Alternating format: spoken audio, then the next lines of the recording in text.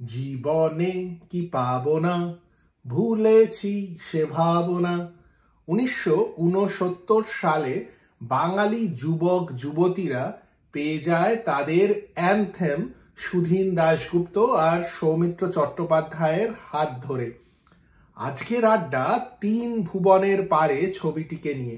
আমি তন্ময়, আশা করি আপনারা সকলে ভালো আছেন। সমরেশ বসুর উপন্যাস অবলম্বনে আশুতোষ বন্দ্যোপাধ্যায়ের পরিচালনায় তিন ভুবনের পারে ছবিটি রিলিজ হয় 1969-এ। সৌমিত্র চট্টোপাধ্যায়, তনুজা, রবি ঘোষ, কমল মিত্র, চিন্ময় রায়, অনেক অভিনেতা অভিনেত্রীরাই এই ছবিটিতে ছিলেন। ছবির গল্প বেশ রিয়েলিস্টিক ছিল। তখনকার দিনে প্রেমের গল্প মানেই উত্তম সুচিত্রা, উত্তম সুপ্রিয়া দেবী। তবে সৌমিত্র চট্টোপাধ্যায় আর তনুজার এই প্রেমের গল্পটি কিন্তু একটু অন্যরকম। হিরো মন্টু পড়াশোনা করে না, রাস্তাঘাটে বেলেল্লাপনা করেই সময় কাটায়।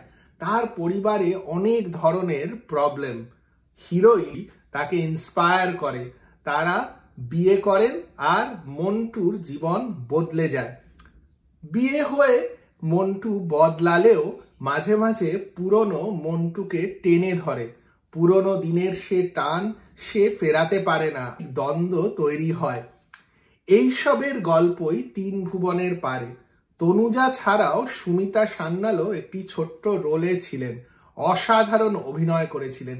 ইনফ্যাক্ট প্রত্যেকের নাম যা করলাম, যারা অভিনয় করেছিলেন প্রত্যেকেই খুব ভালো এই সিনেমাটাতে কাজ করেছিলেন। সৌমিত্র আর তনুজা তো ছিলেনই, পার্শ্ব চরিত্রে রবি ঘোষ, চিন্ময় রায়দের অভিনয়ের কথা না বললেই নয়। রিয়েলিস্টিক গল্প যেরকম যুবক যুবতীদের মনে ধরেছিল, সুধীন দাশগুপ্তর মিউজিক একেবারে আলোড়ন সৃষ্টি করে দিয়েছিল।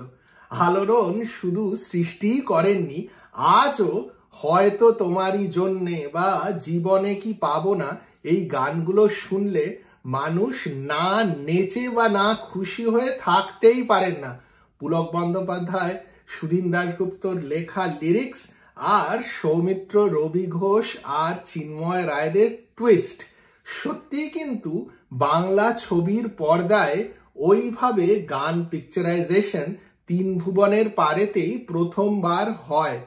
ইনফ্যাক্ট সৌমিত্র এমন একটি রোল সেই বছর করে দিয়েছিলেন তিন ভুবনের পারেতে, এর আগে কোনো বাঙালি হিরো কিন্তু এইভাবে বাংলা ছবির পর্দায় আসেননি, মহানায়কও আসেননি। সুধীন দাশগুপ্তর গানের কন্ট্রিবিউশন কিন্তু খুব বেশি ছিল তিন ভুবনের পারেকে এই ধরনের লেজেন্ডারি ছবি বানানোর পেছনে। 1969-এ উত্তম কুমারের ম্যাজিক কিন্তু একটু পড়তির দিকে বললেও চলে। সুচিত্রা সেনের সঙ্গে রোম্যান্টিক ছবি খুব একটা আর আসে না। ইনফ্যাক্ট 1969-এ সুচিত্রা উত্তমের কমললতা রিলিজ হয়। এছাড়া সুপ্রিয়া দেবীর সঙ্গে উত্তম কুমারের ছবি চিরদিনের আর মন নিয়েও এই বছরই রিলিজ হয়। মন নিয়ে যদিও খুব ভালো একটি ছবি, তবে সেই রকম বক্স অফিসে ধামাকা করার মতন ছবি নয়। তিন ভুবনের পারের গান, তিন ভুবনের পারের গল্প, সৌমিত্র চট্টোপাধ্যায় আর তনুজার কেমিস্ট্রি সব মিলিয়ে ইয়াং অডিয়েন্স তিন ভুবনের পারেকে একেবারে লুফে নিয়েছিল। গানগুলো এতটাই হিট হয়েছিল যে আজকেও গানগুলোকে শুনলে সবার ভালো লাগে। এই ছিল তিন ভুবনের পারের ম্যাজিক। 1969-এ কিন্তু সত্যজিৎ রায়ের গুপি গায়েন বাঘা বাইনও রিলিজ হয়।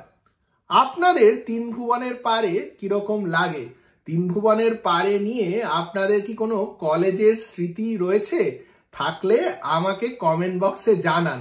আমরা যখন কলেজে পড়ি তখন কিন্তু কলেজের সোশ্যালে তিন ভুবনের পারের গানগুলো গাওয়া হতো। আজকের দিনে কম বয়সী ছেলে ছোকরারা ওই গানগুলো গায় কিনা আমার জানা নেই, তবে আমরা অনেক বছর পর যখন কলেজে গেছি তখনও এই গানগুলো দারুণ পপুলার। আমি তো আজকেও এই গানগুলো শুনলে নেচে উঠি। আপনাদের যদি তিন ভুবনের পারে ভালো লাগে তাহলে কমেন্ট বক্সে জানান, আর যদি এই ভিডিওটি ভালো লাগে তাহলে লাইক আর শেয়ার করতে একদম ভুলবেন না, আর চ্যানেলটিকেও সাবস্ক্রাইব করুন।